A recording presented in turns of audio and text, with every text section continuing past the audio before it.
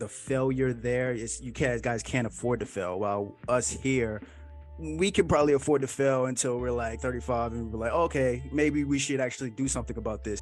Somewhere along the way, a lot of people forget the sense of urgency. They feel that we don't need to do better because we're doing good enough.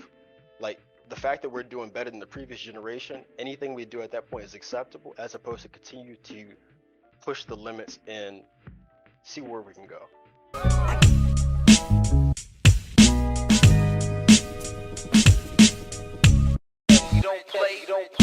The question for today's episode will be, do first immigrants and children of immigrants have an advantage when it comes to building wealth? Also, the guest for today's episode will be mortgage agent Collins Boucher and co-host of the Tuesday Born Thoughts podcast and retirement consultant Kwabena Kobe Simon.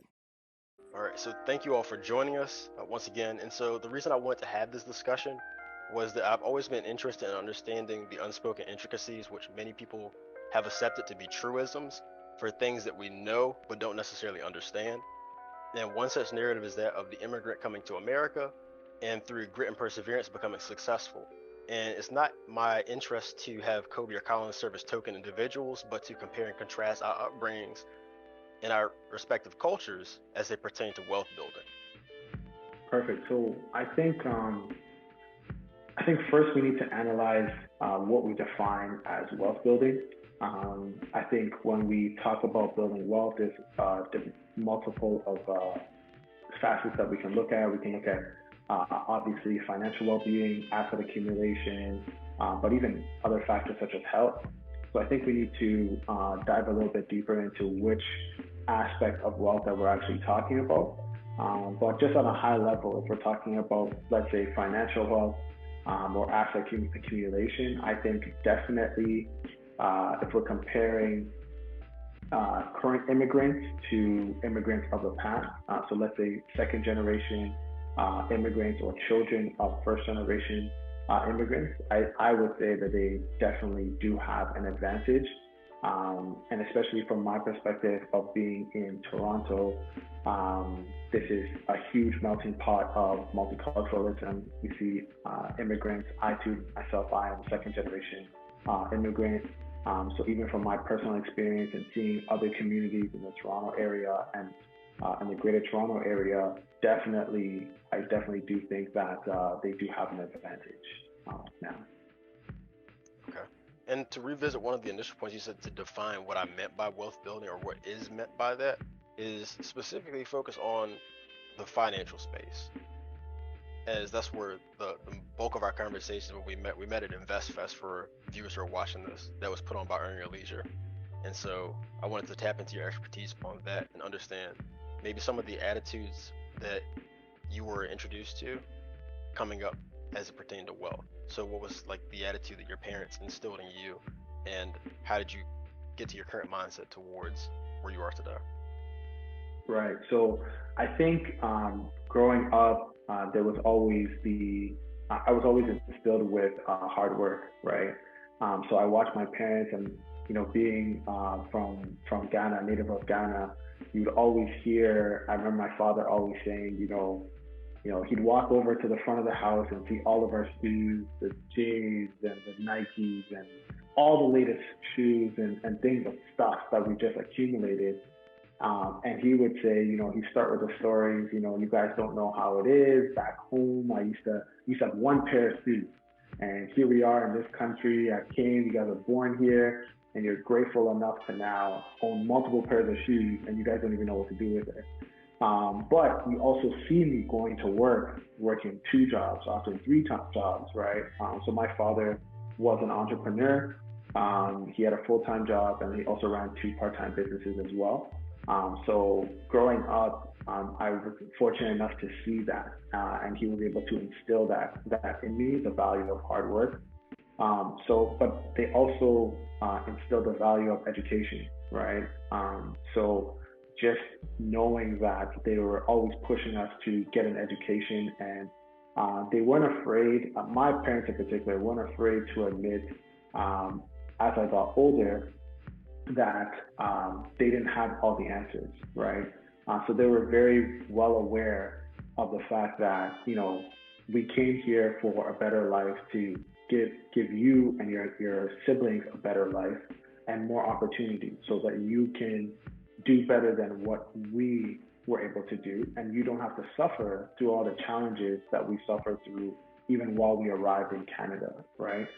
So as soon as we got older and we actually learned that information through school, through networking, through platforms like for example like EOIL platform, we're able to now take that education and bring that back and be able to apply that and actually share that not only with our immediate family, but to the point where I'm able to now share it with others and help other people build generational wealth. So I think that those values of hard work and education definitely were instilled, and they played a big role in my ability to now build wealth. And I think that those are two of the biggest advantages for sure. Kobe, as our other guest, how does that compare or contrast to your experience? For starters, I mean, there's a lot that we align on, being that one, we are coincidentally both from Ghana. I mean, in terms of our background, I would say being a first generation Ghanaian American myself, I mean, having the exposure to foreign living, right?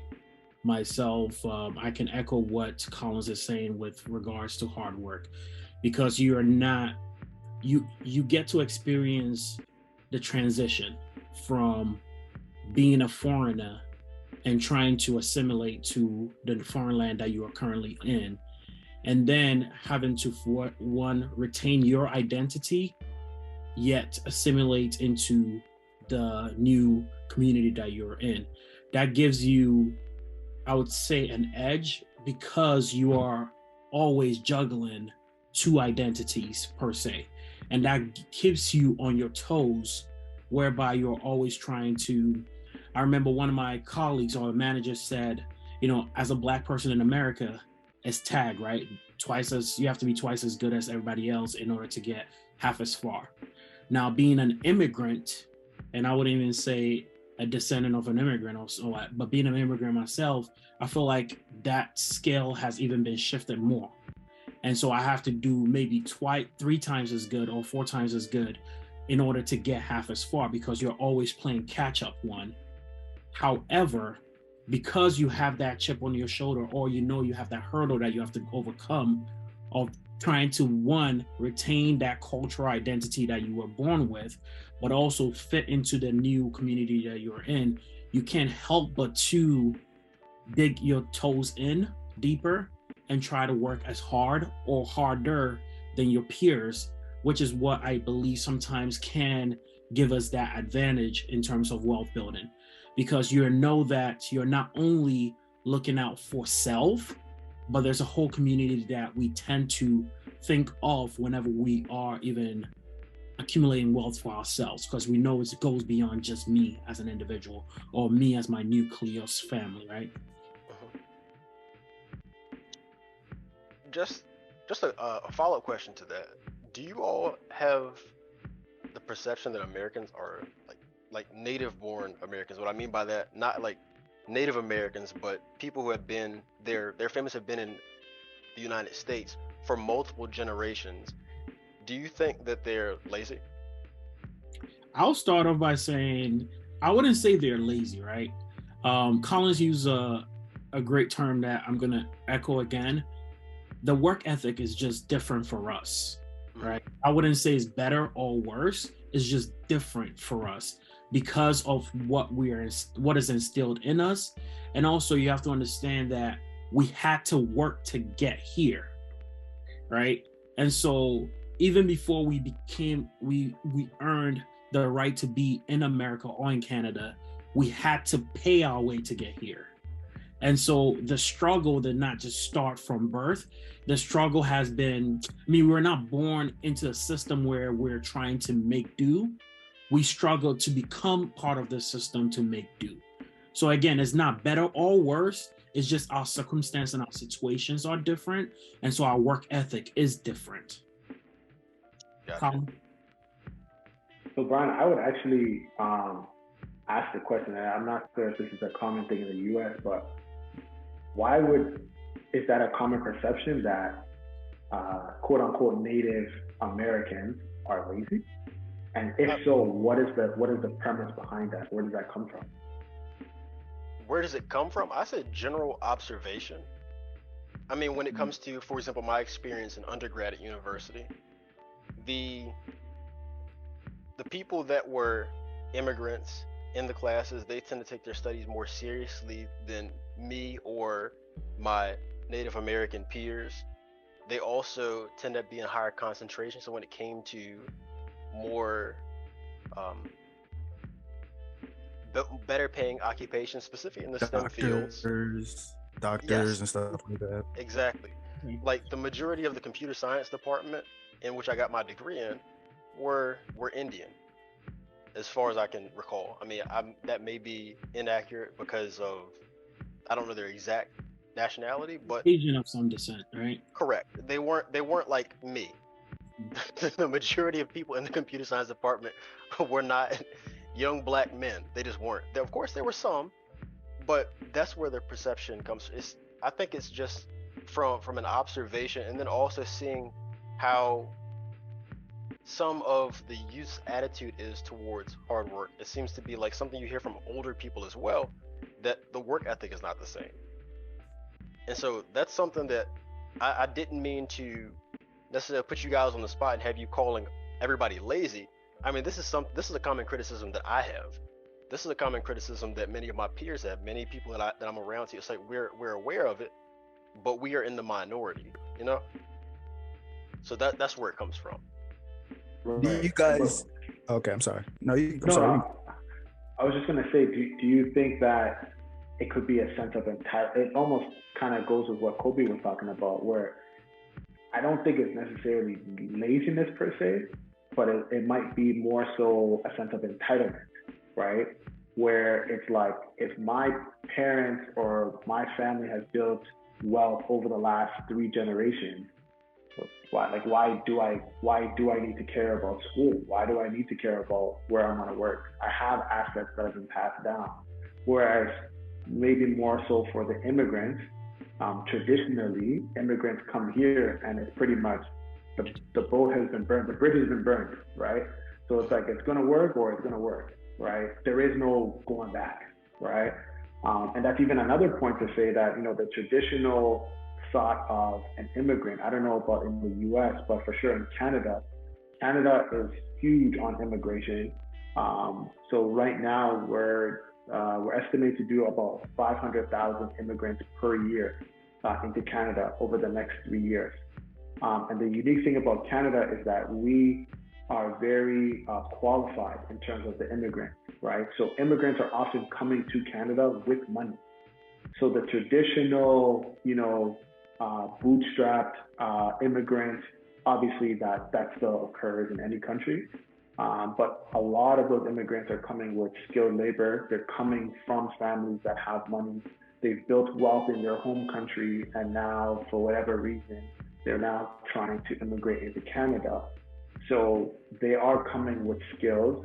And I guess for the new generation immigrant, if they're here for 2-3 years and it doesn't work out, they can go back. Like, they're coming from money. They have something that they can kind of fall back on, right? Whereas our parents' generation, for example, of first generation immigrants, they didn't have that option, right? So I think in terms of the Native American, I think it might be more so in terms of entitlement, more so than laziness. And let me add to that too, right? I like where you went with it, Collins, and I would take it from a different perspective, and I think this is where you were going, Brian, with the Native Americans who are not necessarily wealthy Native Americans in terms of generational wealth, but in terms of our peers, other Blacks like ourselves who are not necessarily coming from some type of trust system, right? Correct. The idea or the notion that there's laziness here and there, and it's funny you bring this up because when I was in undergrad, I remember holding a symposium that was bridging the gap.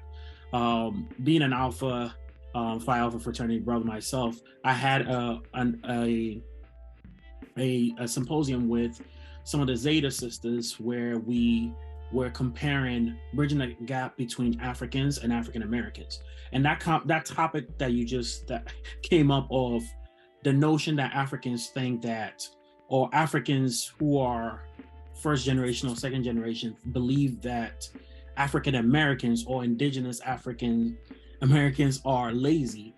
It's an old kind of stereotype that exists. However, I would agree with Collins in terms of entitlement, some level of entitlement from my perspective, right? And it's not because there's wealth, but it's because you're born into a society where you're not necessarily trying to get your identity, right? You're not trying to find yourself when you were born, because you're born into a community that already typically looks like you and whatnot. But for an African, speaking from an African's perspective, an African immigrant's perspective, you're coming over, right? So you've left everything that you know to come to a foreign land to try and make it work. Like Colin said, it either works or it works. There's no plan B. And so the work ethic is different because I can't afford to fail. Because if I fail, I'm not just letting myself down. There's a whole village back home that is waiting for me to earn $1 so I could divide that dollar into 4 and send them their portion. You get what I'm saying? And so like the mindset is completely different versus even if you look at second or third generation Africans immigrants, right? Who can trace their roots back to like a country.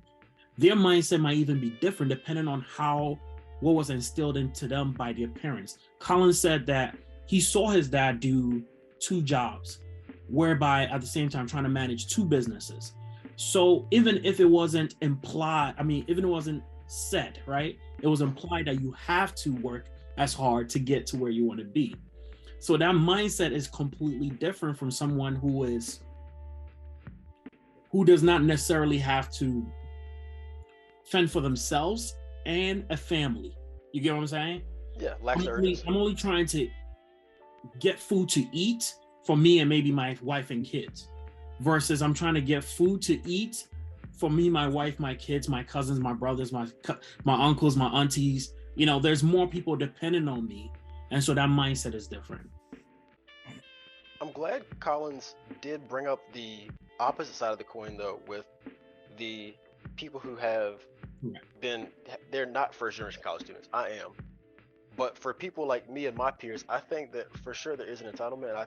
As he mentioned that, I was wondering, why would we have that? Because we aren't that well off enough to where we could just be complacent. And I do really think that we have a culture of mediocrity within our demographic. And what I mean by that is each generation of my family, for example, has done better than the last. My grandfather, he did not finish high school. He did very well. He was able to obtain a management position at Levi Strauss. Then he applied that work ethic to his personal craft, which was lawn care. My father, he graduated high school. Both parents graduated high school. But my father, he's always been in a supervisory or management position for the bulk of his career, vast majority, not even close. And then myself, I'm a first generation college graduate with a STEM degree, and applying that same piece of professional experience, like most of mine is at this point been in management. And so each generation is doing better and better and better. And I think somewhere along the way, a lot of people forget the sense of urgency. They feel that we don't need to do better because we're doing good enough. Like the fact that we're doing better than the previous generation, anything we do at that point is acceptable, as opposed to continue to push the limits and see where we can go. And now, to take a brief pause from today's episode for our Business of the Week segment. This week's Business of the Week is Motime, a software development company that specializes in no-code tools and application development, co-owned by Jeremy Cuffey and Bracy Parr. Motime has experience building on the Decisions platform, Bubble.io, Enroll, Appian, and several other tools in addition to traditional full-stack development. Their team works with clients of all sizes, from small businesses to enterprise-level clients in a variety of different verticals. Call today to discuss if Motime is a good fit to help you maximize your efficiency and streamline your workflow. Back to the episode. also we generalize a lot, right? That even that statement of laziness or sense of entitlement is a generalized statement, right? Because even with African Americans who are indigenous, let's call them, they're not immigrants, right? Not no two families are alike, right? And so it boils down to what your community, the community you grew up in, the people who are your mentors or your role models, because that all plays a role into that mediocrity that you were talking about, right? I grew up in the Bronx. It could have been so easy for me to have not gone to college, although I am an immigrant. It was so easy for me to have fallen into the lifestyle of hanging out on the block and not being any better, right?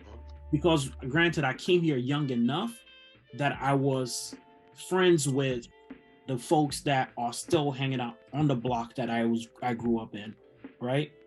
And so it boils down to what is one, coming from home, but two, what spaces are you entering as an individual? Because those spaces that you are entering can either have an impact on you in a positive way or in a negative way. And that can in turn make you a statistic of being part of that mediocrity, that laziness group, or it can be like you guys, where you are actually advancing, doing better than the generation before. Des and Josh, what was the attitude towards wealth and the pursuit of higher education for you guys growing up?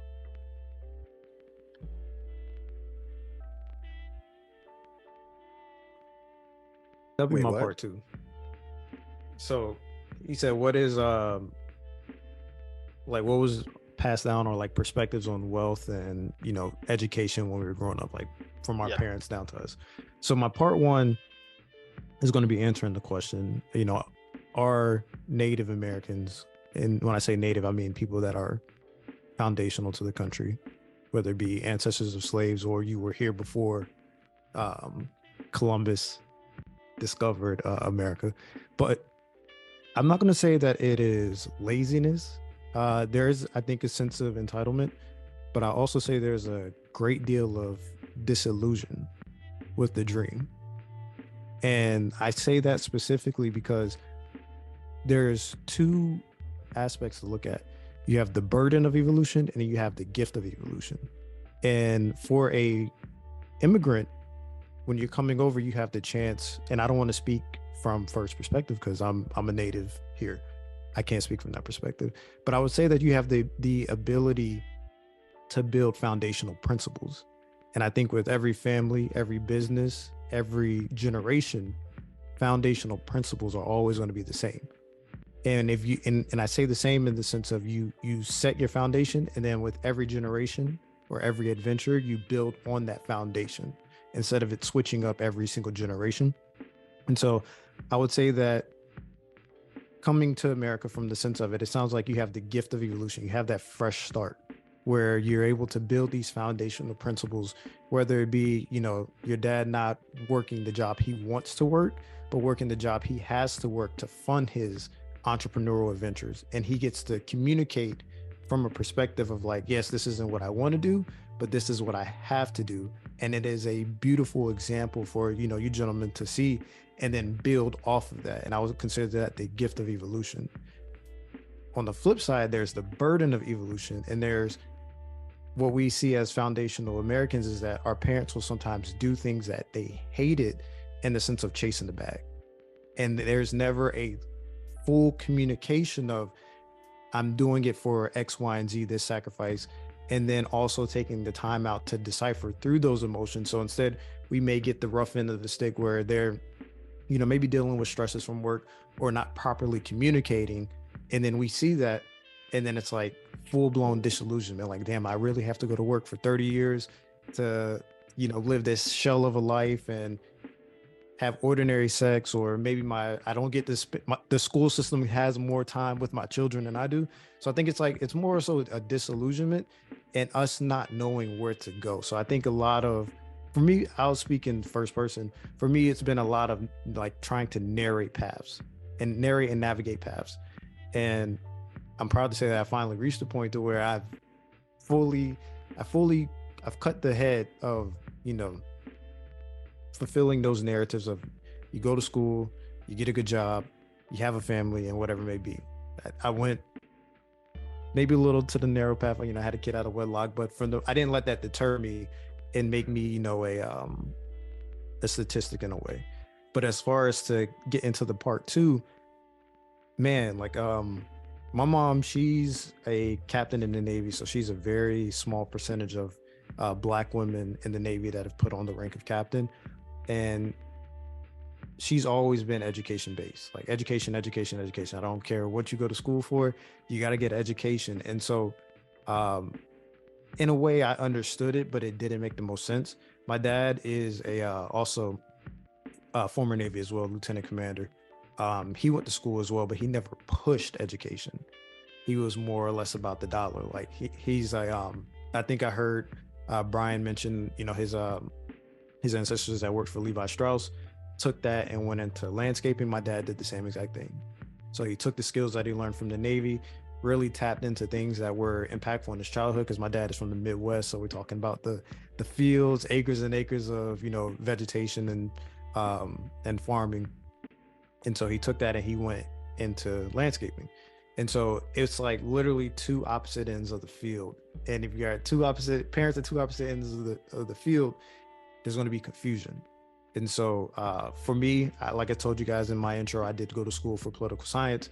But as I was going through school, it was just like a really big disillusionment. Like, I'm going to school, I'm struggling. I don't have money to go to school, but I'm here. And then when I get out of school, I'm not able to, because of my own decisions, I'm not pursuing what I went to school for. So I had to take a lot of time, you know, soul searching, figuring out who I am as a person, to where the ventures that I go into, as I told you guys, you know, for my technical support role, and then even with day trading,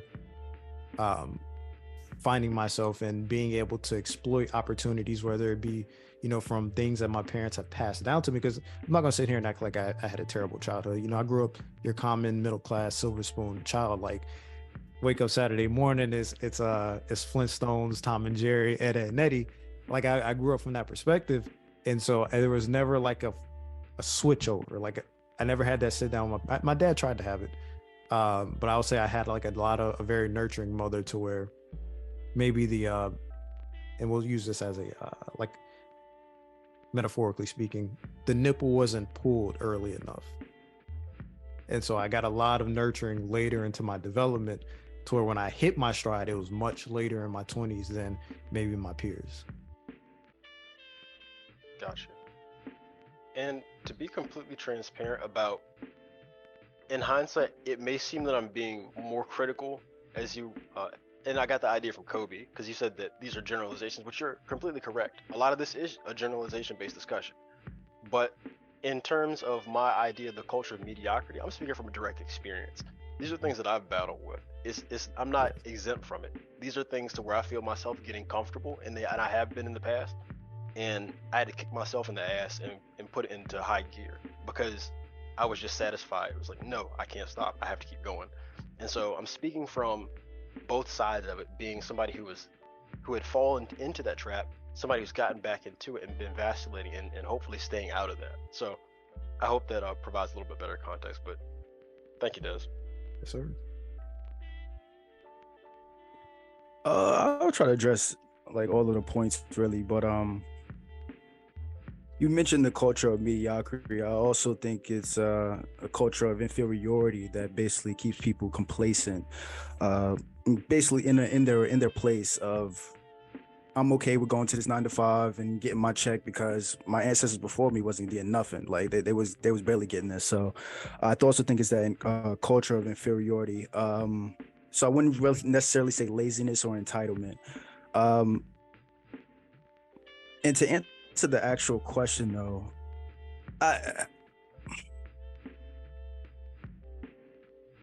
I'm with you guys, and I kind of changed my my actual perspective listening to you guys. I think I say yes and no to this question. I think what you guys were saying about the failure there is guys can't afford to fail. While us here, we can probably afford to fail until we're like 35 and we're like, okay, maybe we should actually do something about this. You know what I mean? But you guys can't afford to fail because you guys got family back home you're actually relying on.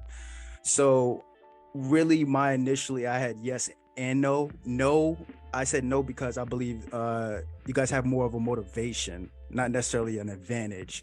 I believe there are studies that show that children from immigrant households usually outperform their parents, and I believe that goes down to motivation from the children to do better for their parents in that country that gives them more opportunity. And aside from the motivation aspect, I think the other component is travel. And I think that's the one thing you guys didn't kind of touched on, but didn't really touch on.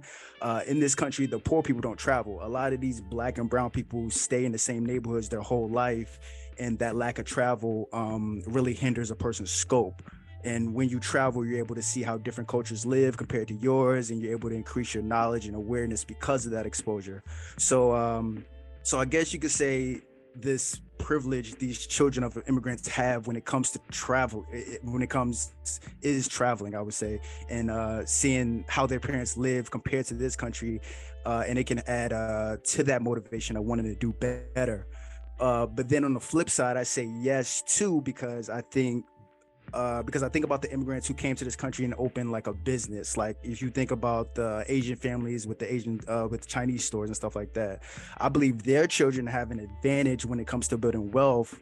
And that's because they've grown up in these stores learning about the ins and outs of running a business. So I do think there's an advantage there, because when you say an advantage, it's you have a one up on the competition.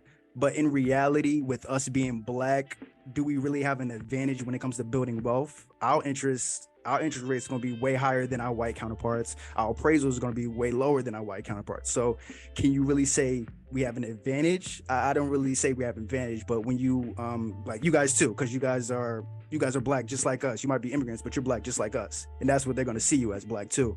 So so I wouldn't say, so that's why I say yes and no.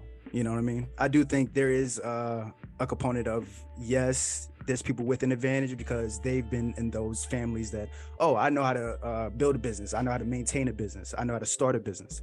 But a lot of people don't have that. So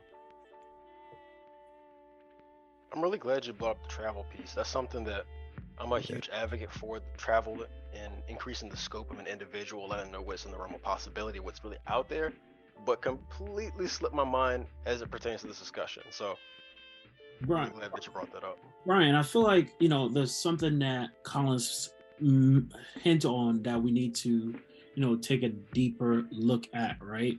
Because there's this notion or this belief that immigrants tend to,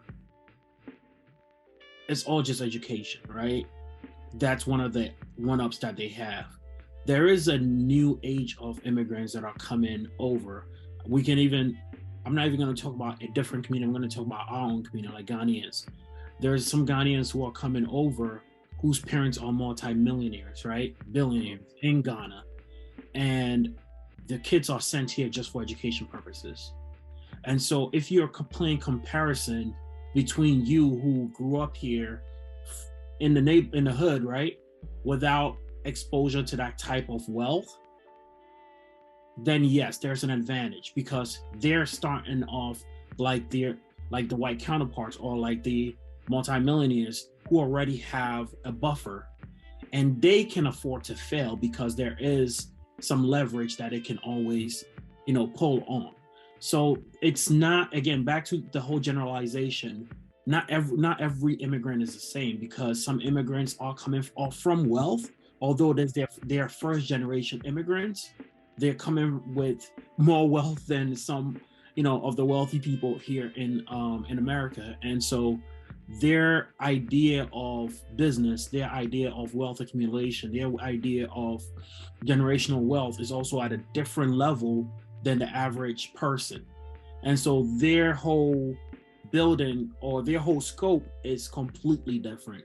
And so with those individuals, I'll say yes as well, right? Yes, because they're coming from some background.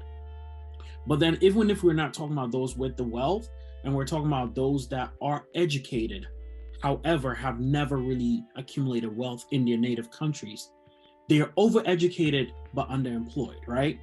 because they earned their master's, PhDs in their native countries, but never really got to practice or get compensated for what they've learned. And so when they do travel to these countries like the US, like Canada, where they can be compensated for what they're worth, you see that there's a drastic change between when they arrived and when they get to where, in terms of wealth-wise, where they should be. I think it brings up a good point in terms of when we look at immigrants as a whole. For example, in Canada, the majority of immigrants are arriving to a community that's already established, right? So for example, in the Toronto area, we have Greektown, we have Chinatown, we have Little Portugal, Little Italy, but almost every ethnicity you can find like in the greater Toronto area. So when you're immigrating, like now, like the new school immigrant now, you are likely going to find, let's say, an African restaurant, right? You're likely going to hear your music. You're going to see your people, right?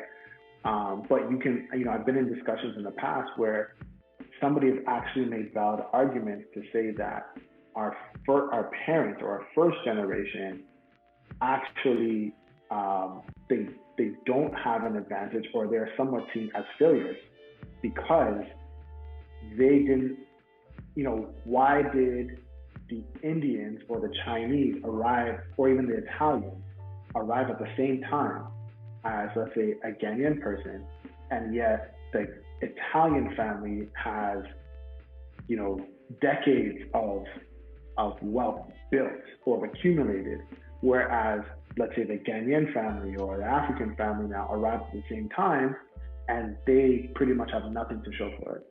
So again, it goes back to kind of the generalization piece that we're talking about as well too. But we also have to look at, not everyone has that focus of education. Some of our parents came here thinking that I'm going to be here for 5 years, I'm going to make some money, I'm going to remit it back home, and I'm out. Right? So they weren't ever thinking about, okay, I'm going to have children here, and now I'm going to set up an RSP. I'm going to buy real estate. I'm going to buy life insurance. Like right now, to this day, there are immigrant families that do not have life insurance, for example, right? And as much as we talk about the value of education, I think we need to address the fact that, especially in the Black or African community of immigrants, personally, even into Canada, a lot of them, the education is rooted in the wrong area. I think Colby kind of touched on that, where it's like, just go and get something, right? But the education that I'm now going to give to my children is, well, yes, school is important. It's not everything, kind of like what Desmond was saying. It's not everything, right?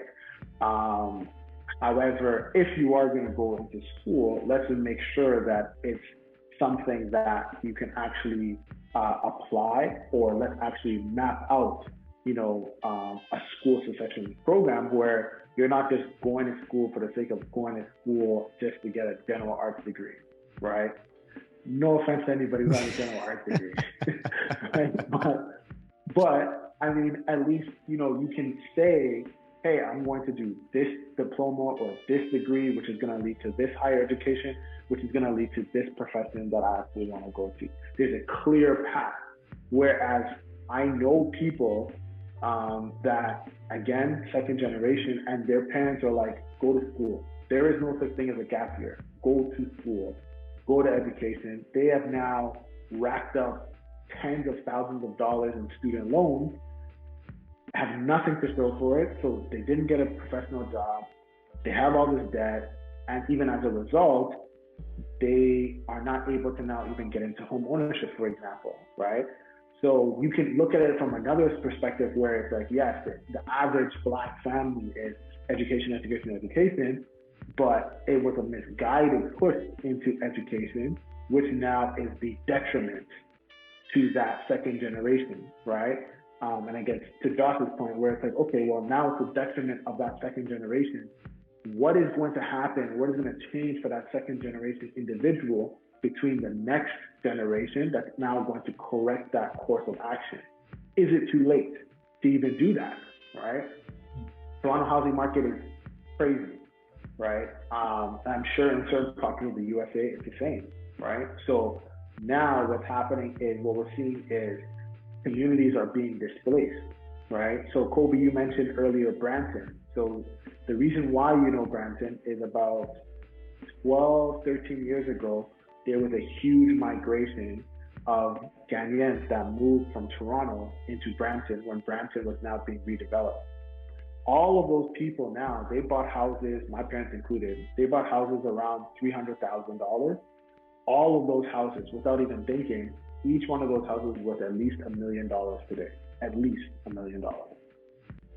The average Indian or Asian family or Italian family has been taught to now take that equity and build out a portfolio of real estate using that one property, right? The average Ghanaian family does not. They have that one single house and that's it. So to them, it's like, well, we have home ownership, we're not renting, that's great. But who is now going to take it to the next level to now say, yes, that's great, but you should be on house number 2, 3, 4 by now in terms of properties, right? In terms of massive wealth that way. So I think there's a lot of different areas where you can go with it to say like, well, yeah, is it actually advantageous? But I can also see the points where in certain situations, it's actually hazardous, right? It actually is not advantageous because the wrong information or no information was passed down, right? Let me actually echo what Collins is saying, because he hinted on a good point. You know, that argument of advantage versus disadvantage, it definitely can be on both sides. I think it was Josh that mentioned, you know, that dream, right? You have that American dream that you're thinking about. And for most of our parents and most of the first generation Africans that landed here in the 80s and in the 90s, they were sold that dream as well, where you get the house, right? You get the house, a house, and then you build your family and so on and so forth. But that idea of building generational wealth was never part of that conversation, or was never part of that dream. It was building the debt. Correct. Right? Building debt versus building wealth. And so you think about it, and to what Colin said, there's a lot of my peers that went to school. Yes, we are very overeducated, especially immigrants, right? But not necessarily do we apply what we studied to our professional fields. There's a few areas of focus that if you studied, you had no choice but to go into that field, right? Most of the ones that, again, no shade to general arts or to general business degrees, were they able to apply it? Because besides going to school, there was no path saying, okay, if I do business, even the field of HR, there are so many layers to it that you can go through it to be wealthy without knowing, right? And so they get that degree, but there's no afterthought as to, I get that degree and then what? Most of our parents, especially African parents, educated their kids on education, or hit them in the head with education, get educated. But there was no follow-up to, after you get educated, what do you do with that education? And the reason why there was nothing there is because they didn't know. But then the understanding is, if you do get educated, at least you can land somewhere. And what they were thinking about is being part of that middle class, right? Because for them, that's as high as you can go, especially in a foreign land. Now, the problem with that is, this is where it's a disadvantage being an immigrant child too, right? In America, in terms of building wealth. Because your parents fall within that middle class, let's take college, for example. If you do not get full ride scholarship, the likelihood of you getting a lot of grants is low because your parents are making more than what the average is, which is going to get you all those grants and whatnot, right?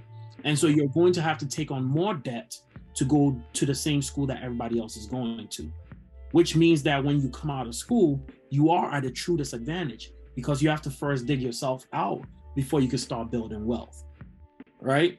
There's not a lot of programs in place for us immigrant children to be able to take advantage of in terms of that, or we did not know.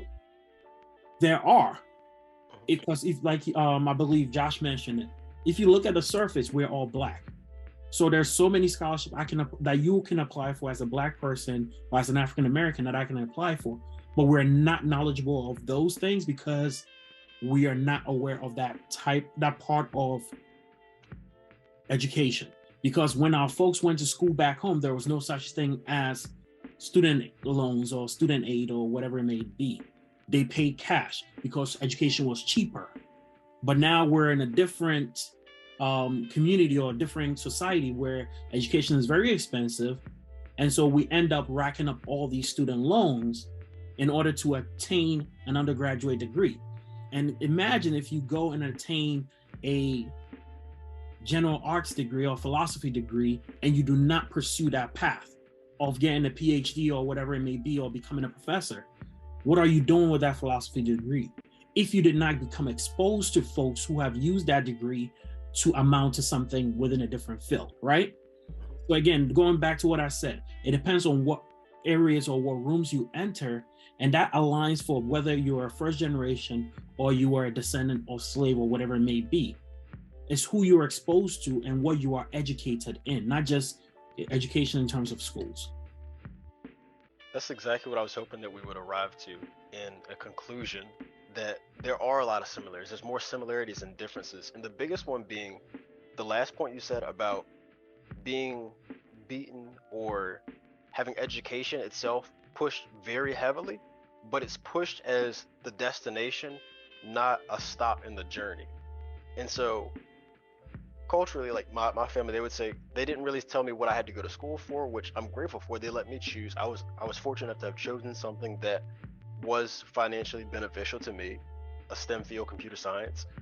But after that, when it comes to like estate planning, building a real estate portfolio and things of that nature, investing, other kinds of financial vehicles, there wasn't that education that was supplemental to that. And I understand, I'm not upset because I understand that we're taught what our parents have access to. They can only teach us what they know. And so through just life experiences, being out in the world and meeting individuals like you all, Collins, Kobe, and then Josh and Des, my brothers on the Breakdown crew, we tend to evolve. Like everybody that we interact with, they contribute a bit more to us. And I think that's been hugely beneficial to me for sure, because just without meeting certain individuals, I can mark off in my life journey, I wouldn't be where I was today and have the current knowledge base that I do, especially when it comes to wealth.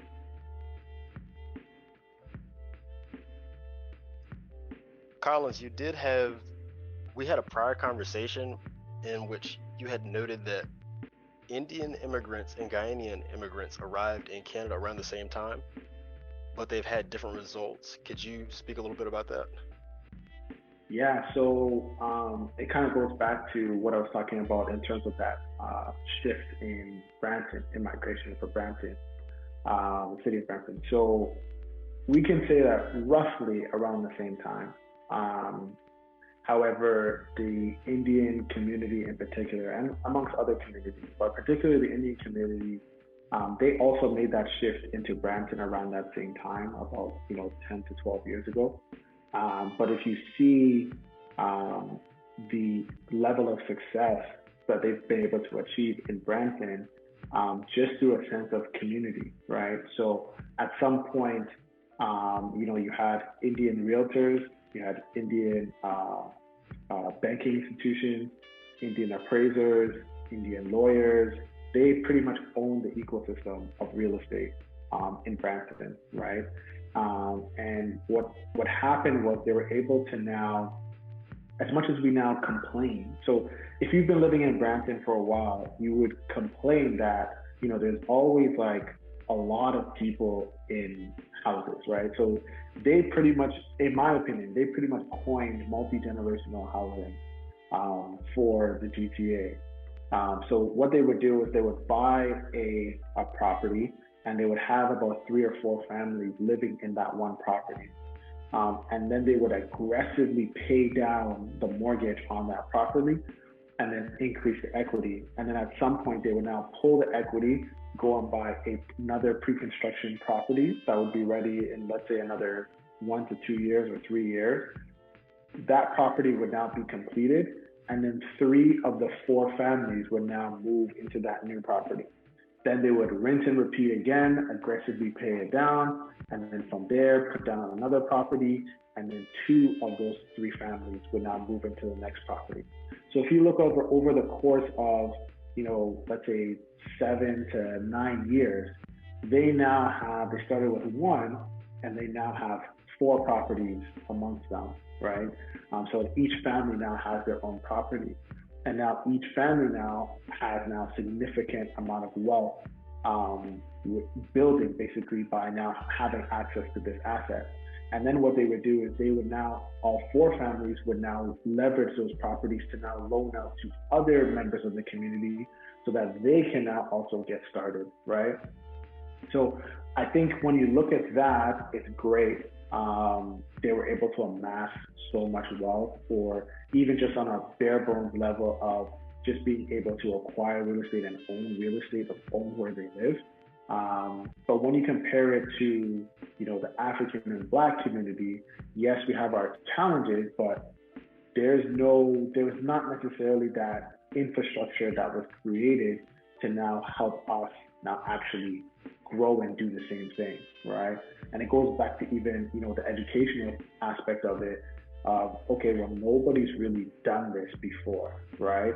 But just because you haven't done something before doesn't mean that you can't do it. You just need to seek that professional and then learn from them, right? But that's a huge, huge disparity in our community. And also now I talked about the housing crisis that's going on in North America. I mean, this is prevalent, right? Rents right now is through the roof.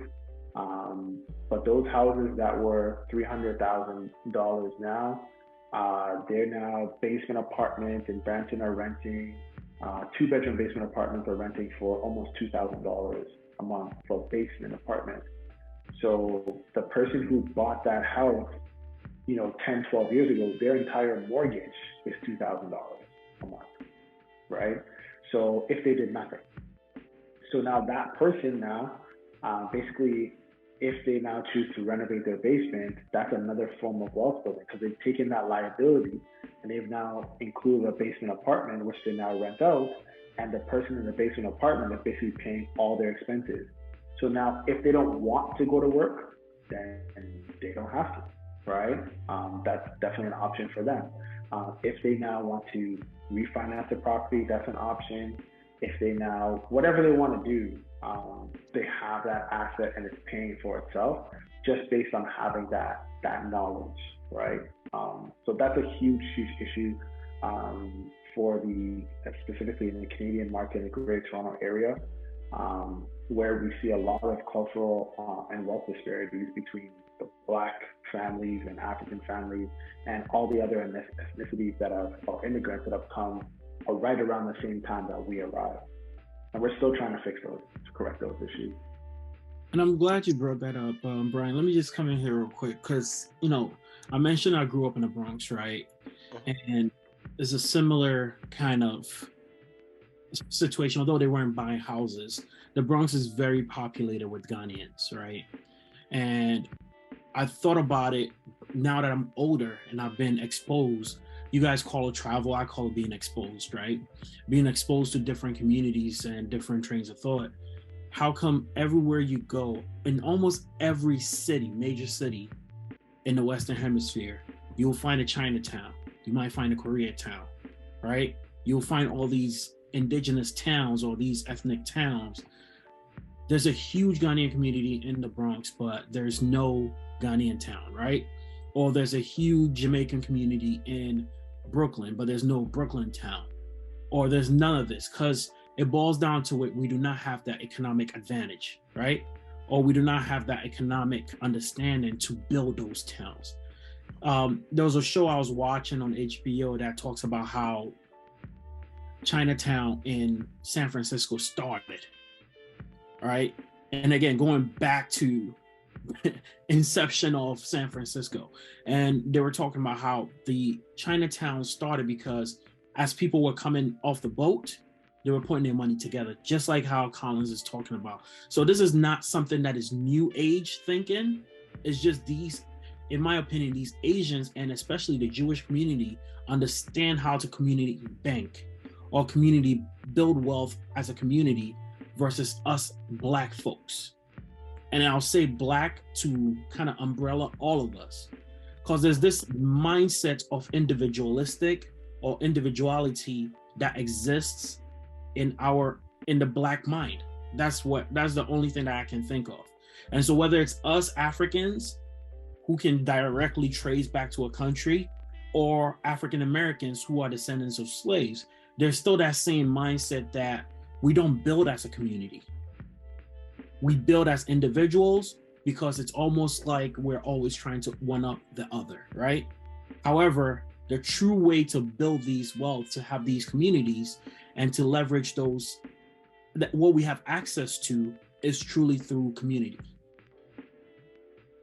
And so to that point, there was a video I saw on Instagram that was talking about how they asked this gentleman, how come they were having a conversation and they were asking him, oh, how come this guy is never does business, or his business never flourishes? And he said that, look, when it comes to the Jewish community, if one person makes money, 4 people make money.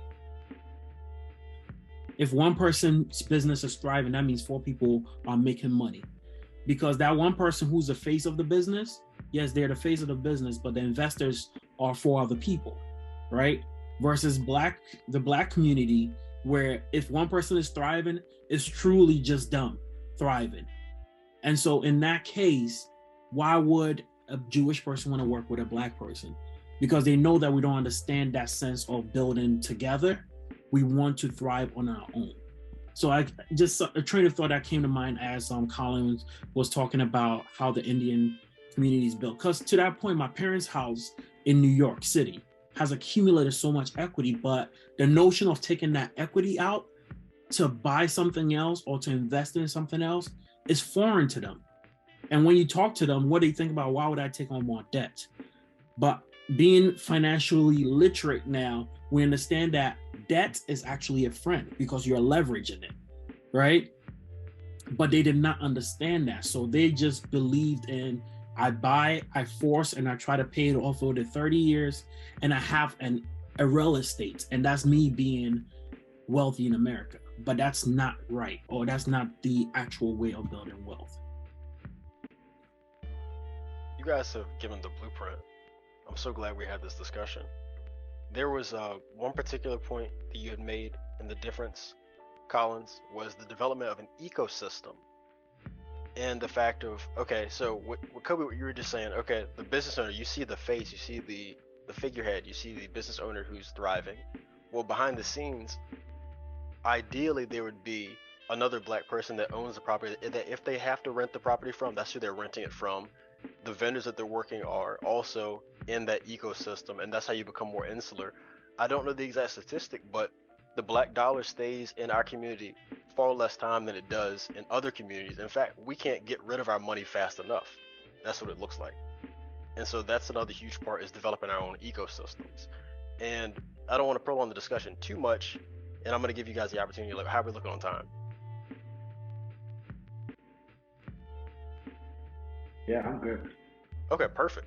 So why, you said that you think that it is that we don't have the same sense of cohesion that other groups do. So to use the blanket term Black, why don't we have the same cohesion as other groups? I think really it comes down to trust. And so when you are in a situation where you're not as well off and the stakes are much higher for you, you're much less likely to trust another individual because a potential loss will take you out, as opposed to if you had excess and it wasn't necessarily going to be as damaging to you to participate in crowdsourcing your funds.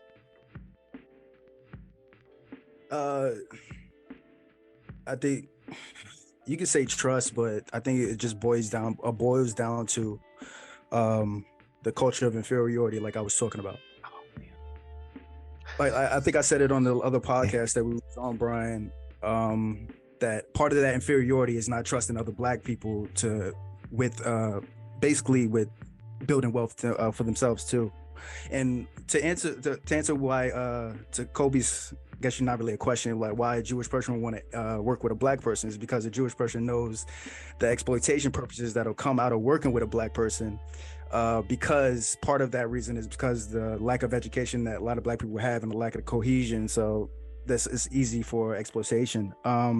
But you asked the question, Brian, but it's really because Black people have been taught to have basically a crab in a barrel mentality.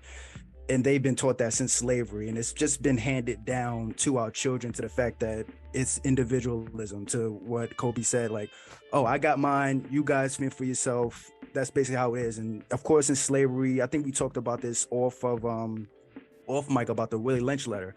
It's not real, but it is real, because it's not real as far as like an actual letter that they sent to other slave owners, but it's real to the point that it's something that slave owners actually did.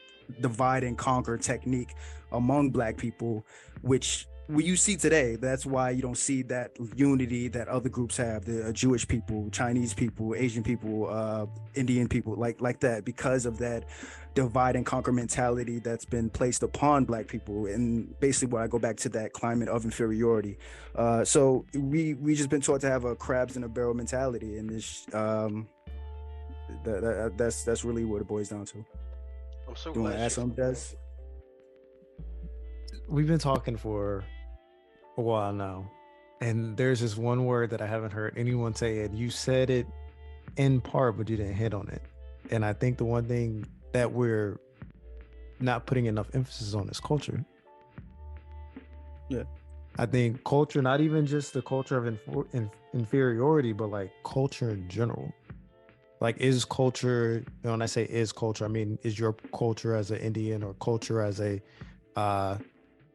Black person, whether it's Jamaican, Ghanaian, say it for me, fellas. Ghanian. Any of those African nations, or even any of your South American nations where they're predominantly people of color that have either migrated during the slave trade or migrated, same way people are migrating to America now. How much of your culture is progressive and how much of it is regressive? And I think the commonality now is that Black culture is a bit regressive. And if our culture is regressive, as you guys mentioned, there is no trust.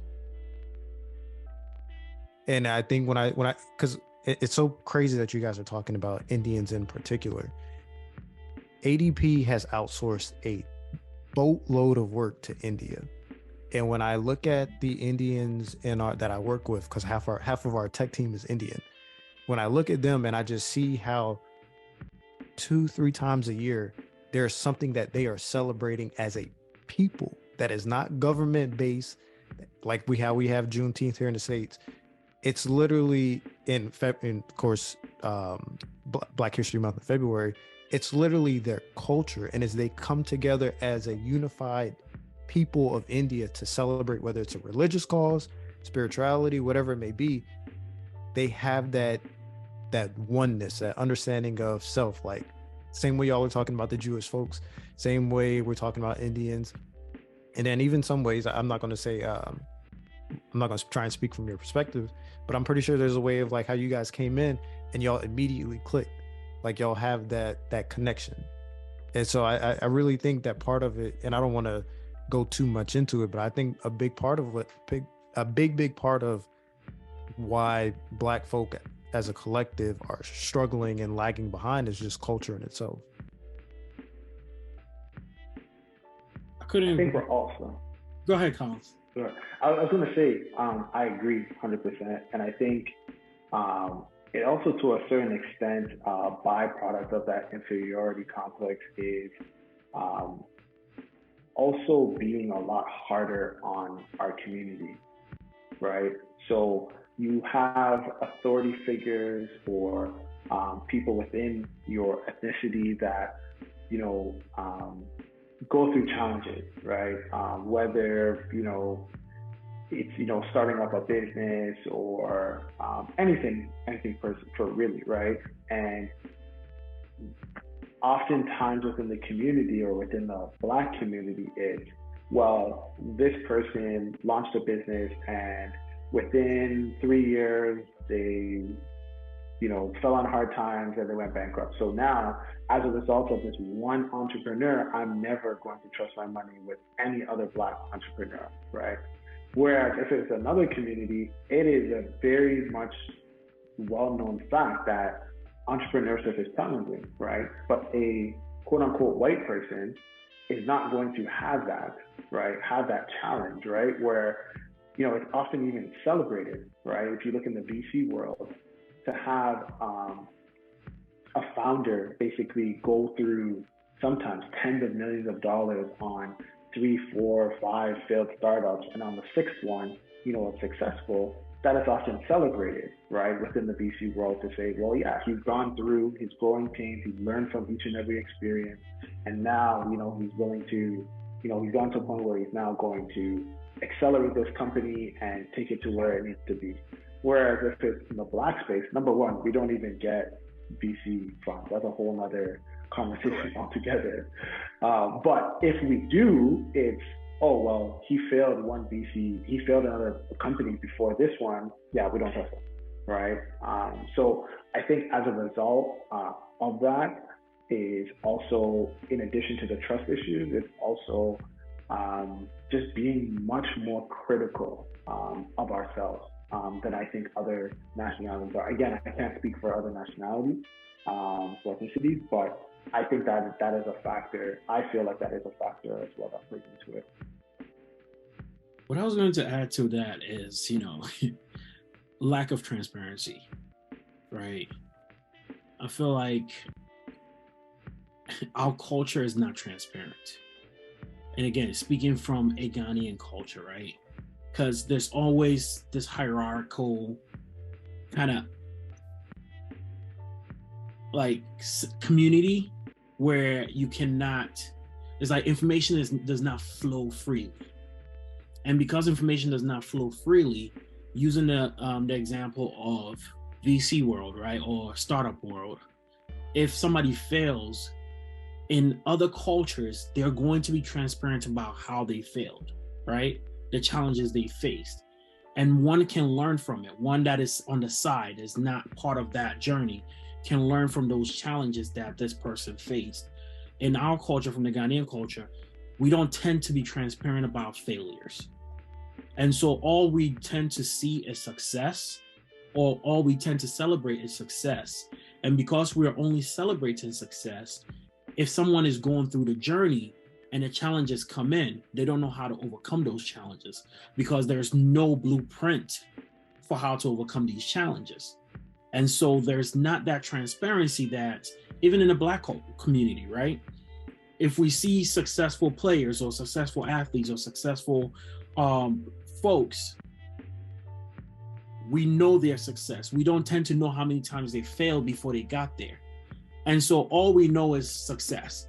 And so when we're trying to get to that level, if we're failing, we easily become discouraged because we don't know that it takes those failures to get to that success.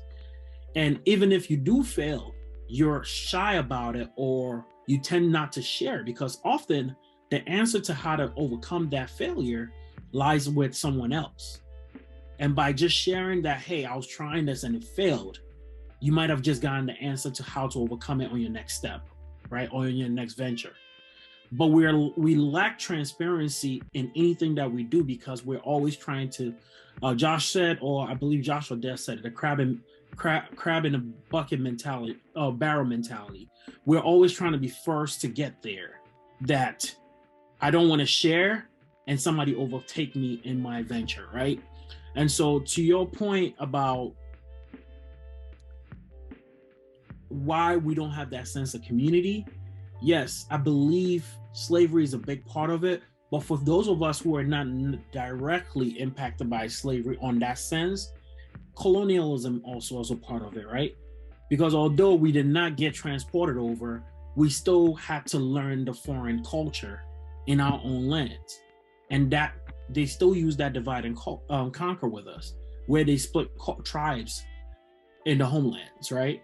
And so there's still, even back at home, there's still no sense of true community. Yes, we celebrate things, but we only celebrate the end result. We don't celebrate the process. I love that part about transparency. Yeah, because I agree.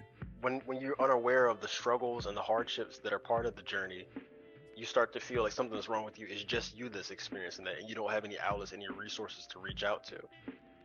And without that, we're handicapped because you can't benefit from building off the foundation that others have laid before you.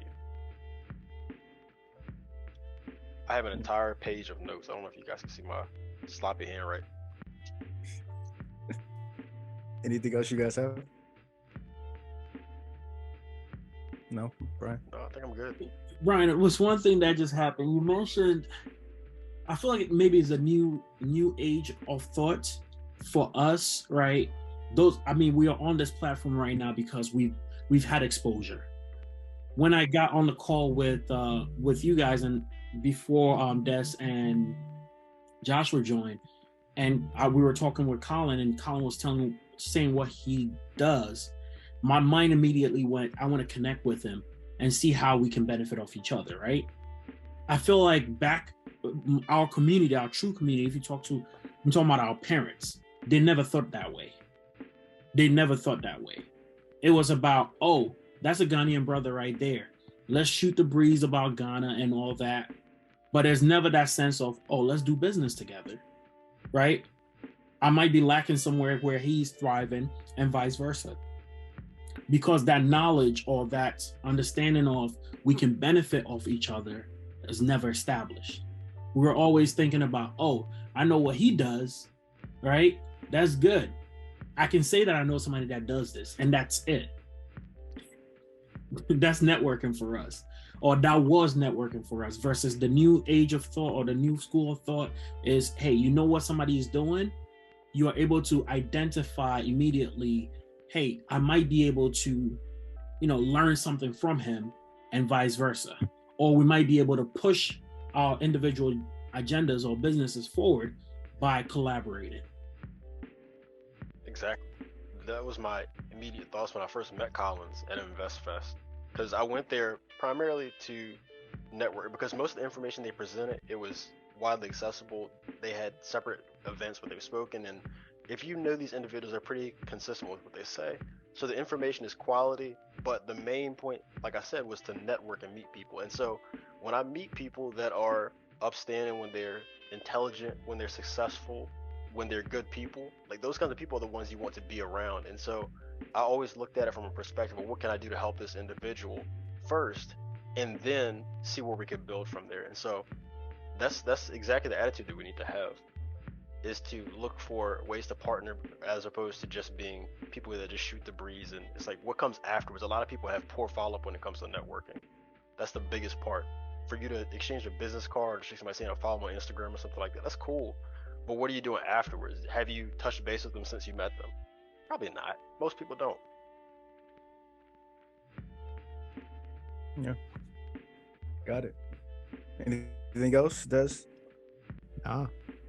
I definitely did not know what to expect coming into it, but two quality gentlemen that provided a lot of insight. I mean, it gave me perspectives that I didn't even think of. Like, I'm a very pragmatic, theoretical thinker. I try to think of all these, realities that don't necessarily tie to me, and to just get a perspective and to tap into the mind of, like, I don't want to say the immigrant mind, but I'll say it just for the sake of the conversation itself, to like get a view into how y'all pursue the world. I mean, it's another tool in the toolbox.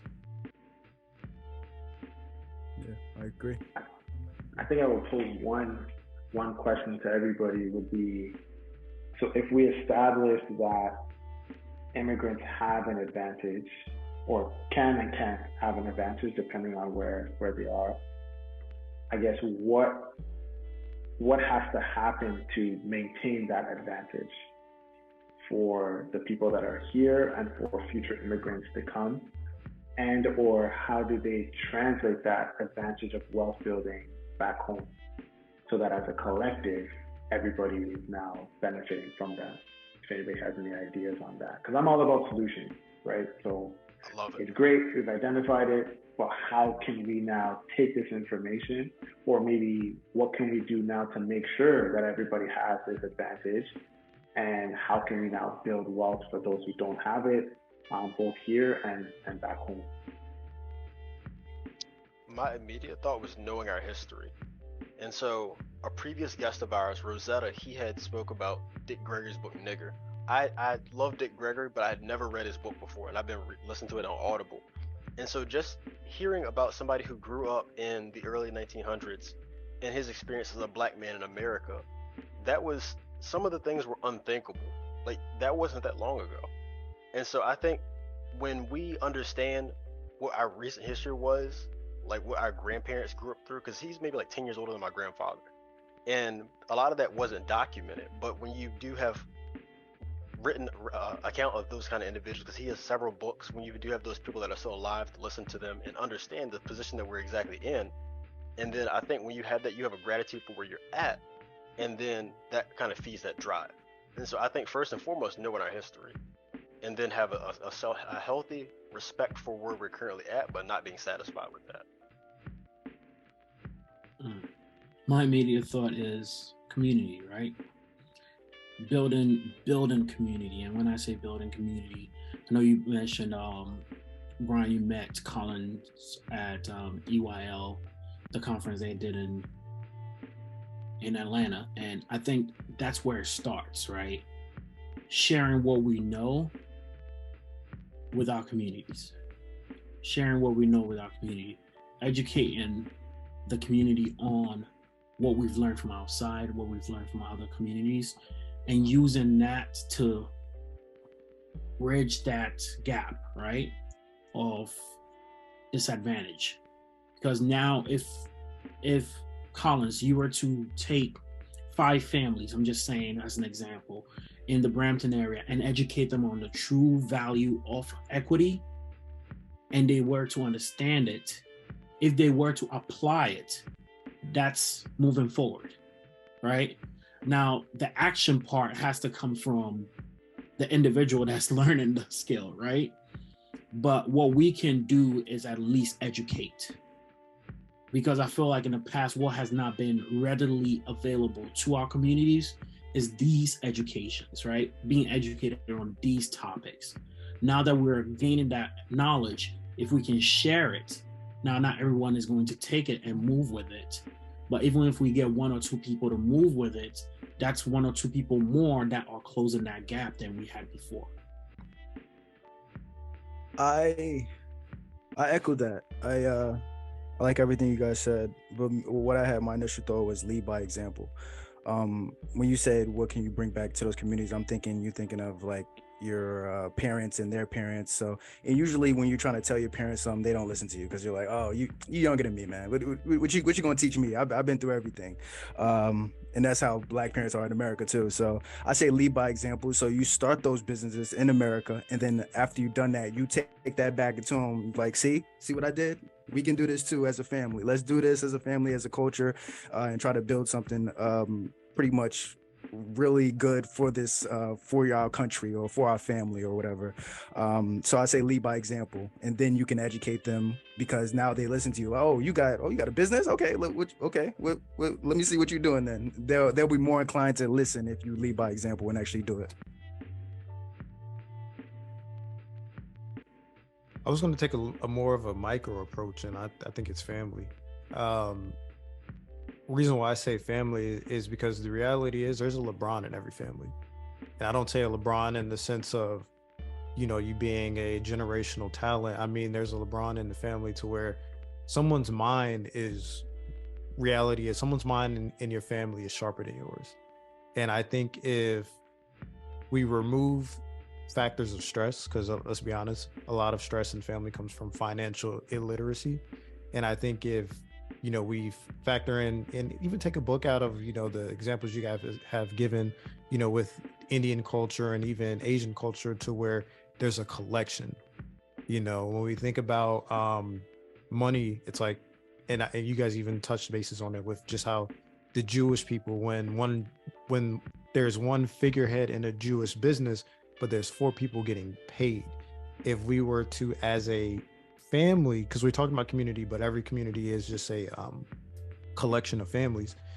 If that family has a collection, so from mother down to the youngest, $100 a month, $250 a month, and then there's a birth of an idea in the sharpest mind in that family, or someone who has an idea for a business, they start a business with this collection, and then it's a trickle effect.